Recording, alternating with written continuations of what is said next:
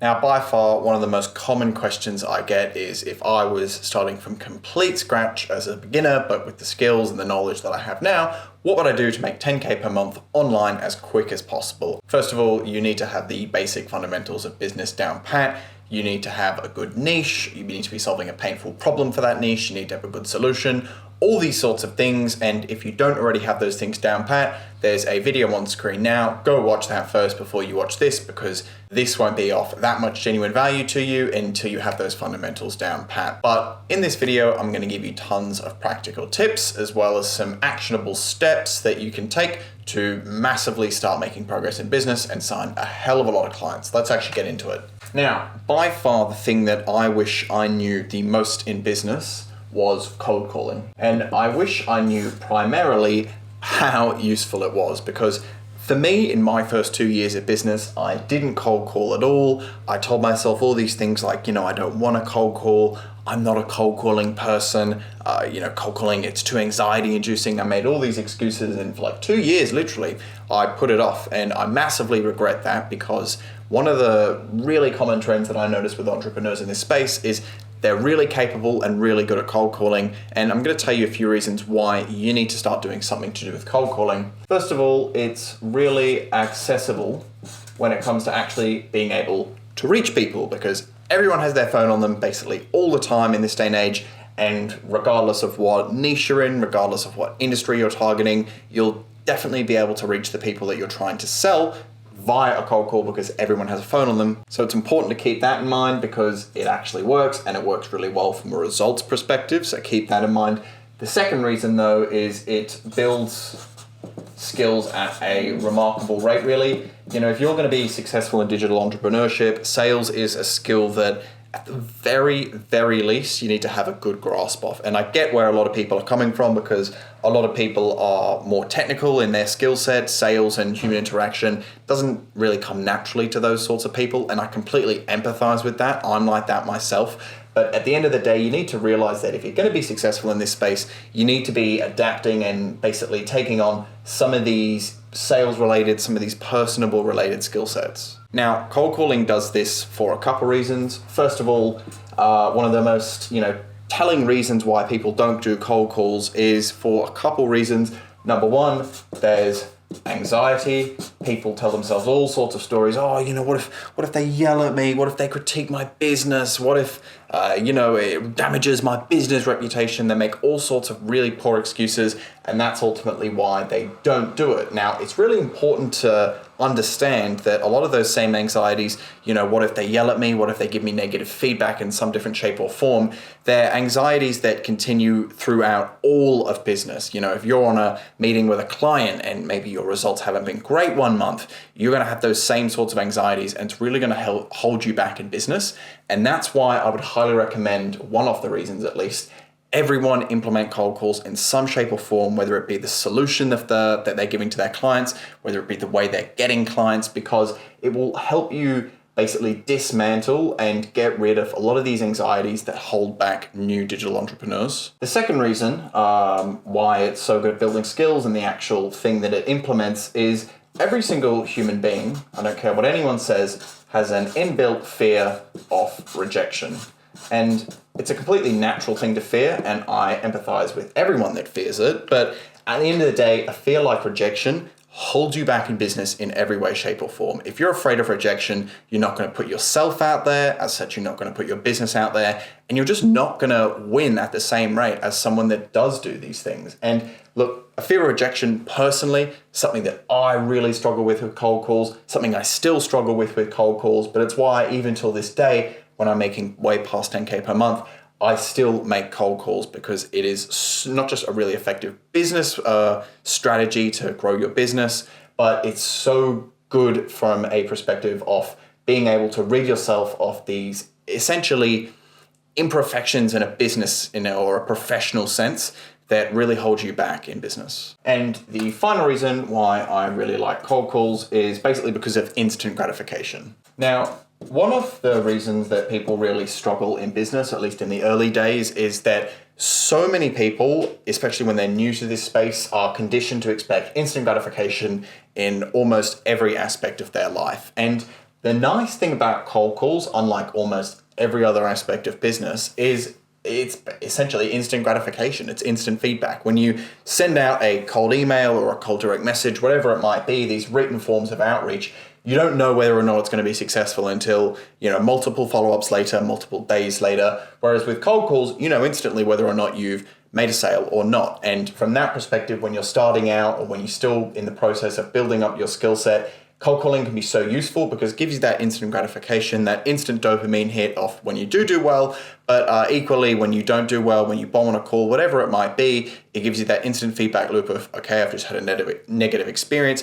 How can I harness this and how can I use this to improve upon my later experiences? Next thing you want to keep in mind is the value that you convey whenever you talk to a new business owner. And this is something that you really need to keep in mind because whenever you're reaching out to a new business owner for the first time, what 95% of people in this space do is they essentially have some sort of maybe unique or slightly wacky way, whether it's a Loom video, whatever it might be, of essentially saying, I have this service, my service is really good, buy my service. And while that can get you some success, by far the best thing that I found in business, and by far what I would recommend to every single person out there, is to, instead of when you first introduce your business or your business idea to a business owner, instead of saying buy now, buy now, buy now, what you want to do is essentially convey some sort of genuine value to the business owner and say, look, I'm going to give you some value here, regardless of whether or not you ever become a client of mine, because that's just essentially what my business mentor is. Now, what are examples of this? How does this work? If you were, for example, running like a cold email campaign, there are lots of examples of how you can do this. You can position it as like a free audit as such. You could say, hey, I've reached out to your business and recorded like a free audit for you. Just reply yes, and I'll send that over to you. It could be like if you're selling digital advertising, it could be like a free ad. You could say, hey, I saw your this industry and this niche, I just wanted to convey some value, and this is my most profitable ad that I've ever ran. And the key when you want to convey value is you don't want to give away your whole service, but you want to give enough of a taste so that they obviously being the business owner, think in their head, wow, if this is what he's giving away for free, imagine what the paid service that he gives away is actually like. And that's ultimately why you want to go down this sort of a strategy, because it builds trust and it builds authority in your audience. Now, this won't be maybe as instant as if you were just doing a cold email and being like, buy now, buy now, buy now, because every now and then you might come across the perfect prospect that is in a position to buy now and will be happy to book a call with you. But in the long run, I've tested the numbers. A strategy like this is way, way more effective. And you want to take this same sort of approach when it comes to content that you make on behalf of your business. Like, for example, what I'm doing now. You ultimately, when it comes to your content, again, you want to make it as valuable as possible, give away as much content and as much value and as much resources as you possibly can without making your service or product or whatever it is you're selling redundant. And hopefully that's what I'm doing with these videos. So if it is of value so far, leave a like. But moving on, definitely incorporate value into every aspect of your outreach strategy. One of the biggest tips I could give you. The next tip I'm going to give you is something that I think a lot of people don't talk about, but they absolutely should. And that is investing in things like coaching, not courses. Now, this is definitely not me shitting on courses. I've been through many courses in my time, and a lot of them were a complete waste of time and money, if I'm being honest, but some of them were incredibly valuable and provided me with incredible ROI. So definitely not shitting on courses, but in my opinion, I've definitely had more success receiving coaching.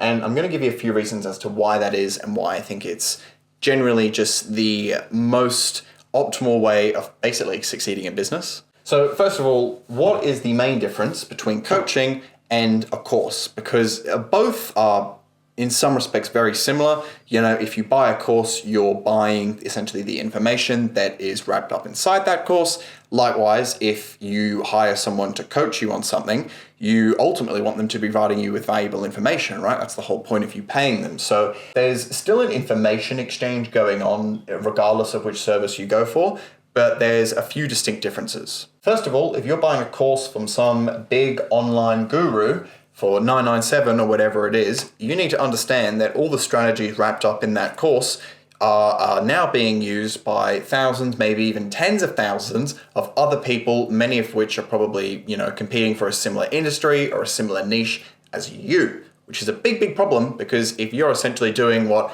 all your competition is doing, you're not going to stand out. So that's a big problem, and that's the number one big problem. Whereas with coaching, generally speaking, the strategies that a coach gives, assuming they're a good coach, are going to be far more nuanced. They're not going to be as known by the market, and it's just going to give you a more competitive advantage. But on top of that, the advice is a lot more tailored as well. A course can't go to you and say, okay, you're a bit more introverted, maybe a strategy like this would be better. Whereas, again, if you're receiving coaching from a really good coach, they absolutely can do that. They can try and give off some of their own paradigms and show you and give you a glimpse into their way of thinking, which is ultimately why we have mentors. We don't have mentors so that they can just give us the copy-paste strategy so that we can be successful. We have mentors so that we can basically absorb their own way of thinking, and we can use their same way of thinking to come up with new and innovative strategies that our competition hasn't thought of, which is ultimately why coaching is so valuable. It can give you access to this nuanced information that ultimately your competition won't have, whereas courses doesn't really get you that same level of unattained information. It can, and like I said, I have had value from those sorts of courses, but again, the courses that I've had value from are literally 5-figure courses. It's not the typical 997 course that's being flogged by some guru online. And the final tip that I'm going to give you, and this is an interesting one, best for last after all, is niches. I'm going to give you some really valuable information regarding niches and how you actually can make the most out of your niche. Now, one of the big mistakes I see with people when it comes to selecting niches, and absolutely no judgment here because I did the same thing when I was starting out, but I see a lot of people going for really specific niches, almost hyper-specific niches. And while that's not necessarily a bad idea, it can be a bad idea because ultimately, if you're going for some hyper-specific niche that has no competition, that in theory is great. You could create a blue ocean for yourself, metaphorically speaking, but at the same time, there's no proven track record of success delivering that service in that niche. And as such, you're essentially trying to figure out things as you go for the first time, which is very challenging in business. What I personally have found success with, and what I personally would recommend to anyone else, is go into a major niche. Go into a niche that has, anywhere near or well over 100,000 businesses in the United States, because a couple reasons. First of all, if it's a really massive niche, chances are every problem that niche has been solved in some shape or form. You just need to be slightly more innovative and basically come up with a new solution to a really painful problem that isn't currently being serviced efficiently by the market. And that's personally what I've done, and that's personally what has made me a lot of money and given me a lot of success in business, and that's what I'd recommend for you. Now, some examples of this is basically every industry has a couple key problems that you can solve, and I'll go over a few of those now so you can get a few ideas, but the big one is obviously getting more customers, and this is a more or less universal problem through most industries. There are a couple booming industries that don't really have this problem right now, but good for them. But the one thing I will say about this potential problem when it comes to the actual solution is this is obviously like SMMA in a nutshell, right? Running ads, helping businesses get more clients.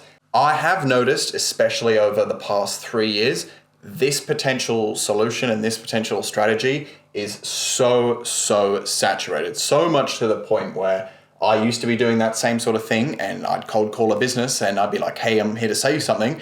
And one of the most common rebuttals I'd get is this about marketing, or is this about getting me more clients? It's an extremely saturated problem, or solution to that problem rather. And that's not to say that it can't work. It's just to say that, again, you don't want to essentially put yourself in a scenario where you've got insanely endless competition. So what I've personally done is I've gone into a massive niche with, well over 100,000 businesses in the US. But instead of solving a really cliche problem like getting more clients, I've gone for a more niche problem that a lot of people don't think about, but is still a really important problem for a lot of businesses. So a couple more examples that you could potentially leverage and use yourself are, First of all, a lot of businesses really struggle to get top talent. In this job market, it's a little bit less so, but still, if, for example, you're working with gyms, a lot of gyms have a really big problem finding gym managers with experience in that particular role. So if you can help them in that way, that's a really great, more niche problem to solve with not as many people offering a solution.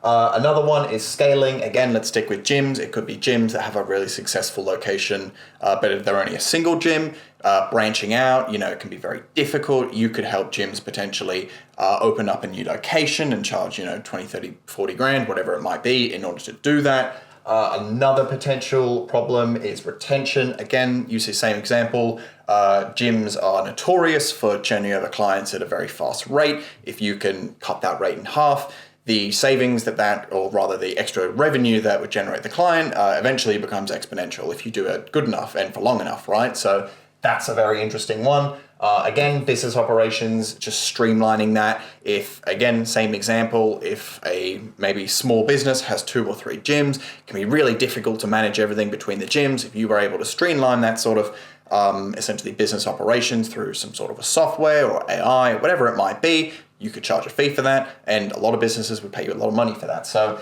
these are some examples, and try to think out the box when it comes to what problem you're solving for businesses, because definitely one of the big strategic shifts I've made in my business, and something that's made me a lot of money, is I started with the traditional SMMA, getting clients, running Facebook ads, all that good stuff. It's just that the competition for that these days is relentless, and it's so severe. I would definitely recommend not going with that sort of a solution, regardless of what niche you're in. I would definitely try to go for a bit more of a nuanced problem, or try to solve a more nuanced problem, because one, your competition will be way less. You'll stand out from all the just general sales emails and sales calls and things like that that every business owner receives. And ultimately, you're more likely to be successful, make money, and that's awesome, right? So if you have found value in this video, do leave a like and a subscribe. And if you do want my help growing your business or starting your business, link in the description, check out that video. I think it'll be extremely valuable for you. But anyway, thanks so much. I'll see you in the next one.